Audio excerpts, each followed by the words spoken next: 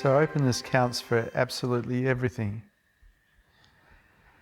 And to the degree that you're closed and defended is to the degree that you don't experience love. Because love is perceived in openness, not in closure, not in defendedness.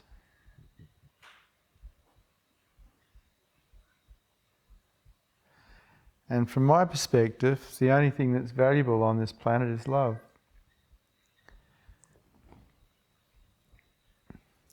Having had material wealth when I was young and success, I know quite clearly that that's not worth anything compared to love.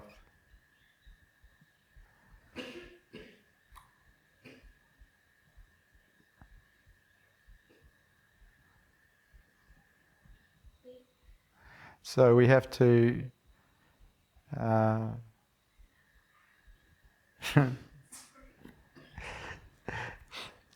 we have to work out what's worthwhile.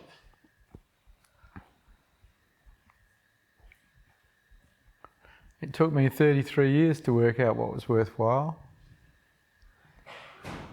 33 years of being a winner, striving to win, to work out that winning is not the jewel of consciousness that it's made out to be, but love is. And we put love second or third or fourth or fifth,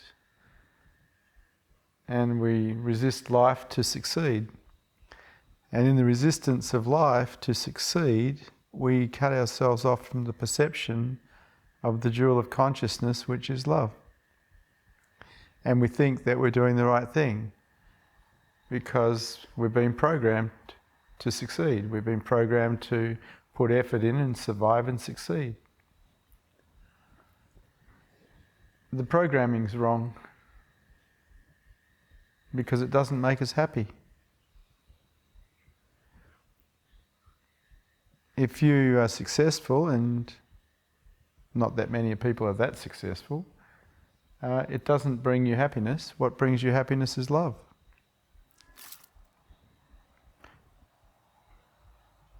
And pretty much for no reason. Love just is beautiful.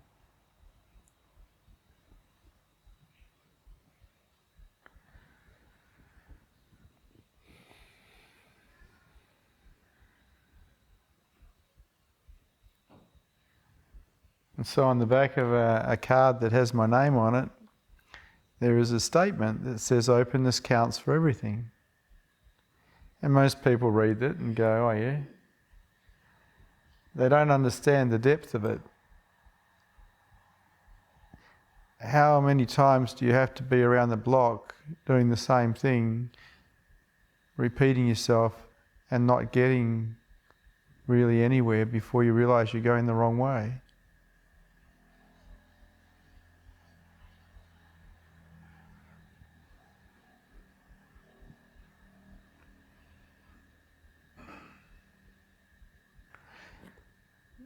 It's lovely. The path to love demands your acceptance of life, pretty much.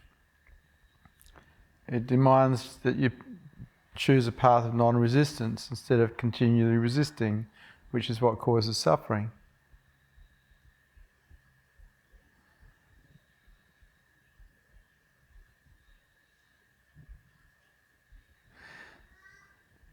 That path also leads to enlightenment, because it annihilates the ego. The ego survives and thrives on resistance, on no. And the ego and its dream of being a somebody that's been somewhere, is going somewhere, is actually the only thing that is in the way of enlightenment. There isn't anything else. It's constant contracting to the world because it wants it to be its way. Yeah, we can succeed with doing that in the world. We can make money, we can buy things, and build things, but it won't really help us find love.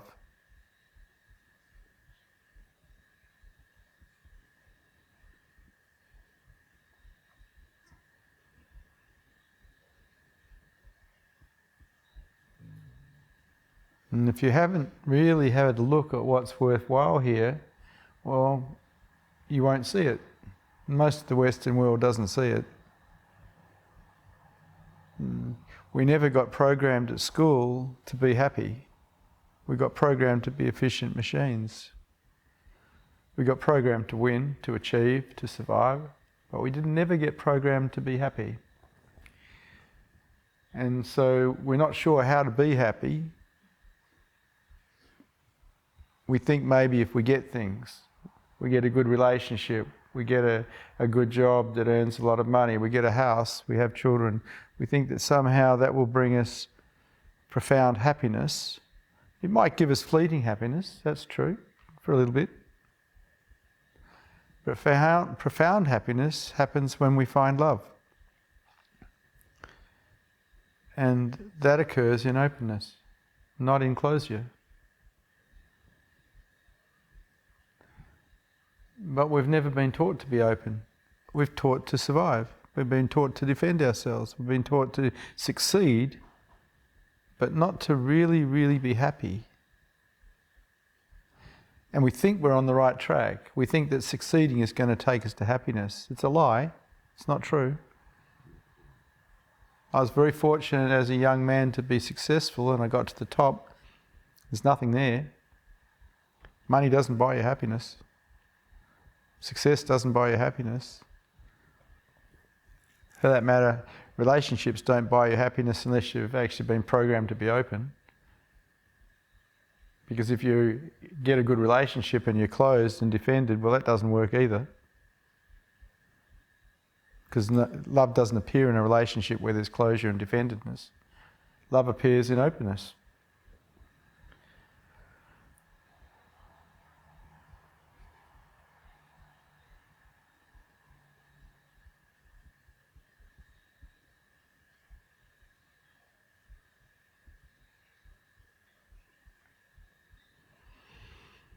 The more stress you put yourself under, the more you close to try to survive, the less likely you are to feel love.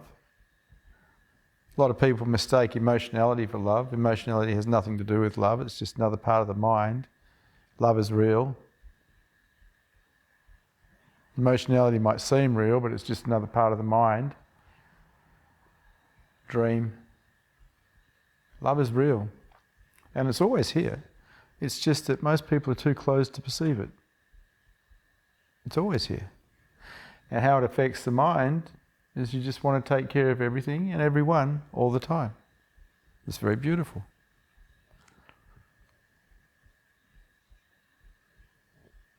If all you're doing is trying to survive and you're resisting and contracting and defending to survive, you just suffer, because that's suffering. That's how suffering is formed, by resistance. And then you'll blame something else for that, but the truth is you've created your reality because you're the one that's offered the resistance. You're the problem, not something outside of you.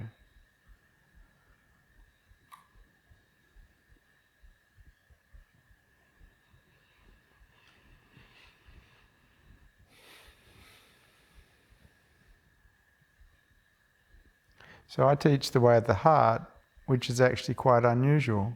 People think, oh, I've heard it all before.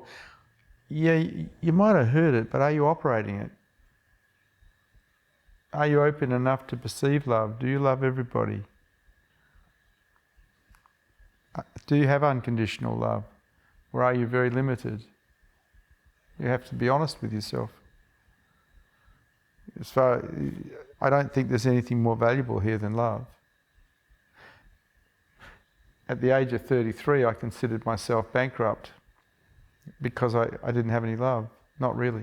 I had emotionality, I had a lot of money, but I didn't have love. And I realised it, I recognised it, because I had an experience of unconditional love. And I experienced that and I went, wow. This is beautiful. How do I get more of this?